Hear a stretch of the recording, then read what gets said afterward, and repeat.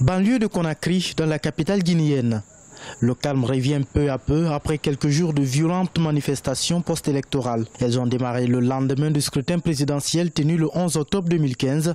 Un calme précaire règne dans l'attente des résultats globaux de la Commission électorale nationale indépendante CENI.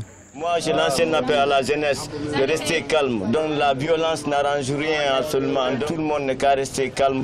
On écoute à la radio. Si on dit c'est lui qui a passé. Donc, en tout cas, moi, sur la violence, je ne suis pas dedans. Les violences constatées souvent lors des manifestations de rue dans ces quartiers entraînent d'importants dégâts matériels, sans compter les pertes en vies humaines et des blessés graves. Certains jeunes de ces quartiers disent se résigner désormais aux résultats attendus.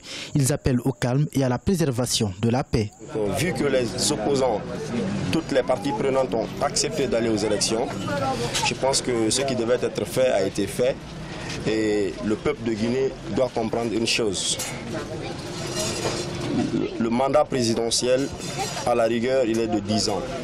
Donc si on a accepté un premier mandat jusque-là et que nous tendons vers un second mandat, le peuple n'a qu'à patienter, s'unir. Après les 10 ans, certainement, c'est une autre personne qui viendra gouverner la Guinée.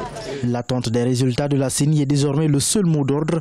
Les forces de sécurité ont déployé un important dispositif le long des artères principaux avec pour objectif de parer à toutes sortes de soulèvements pouvant paralyser la circulation et entraîner des destructions.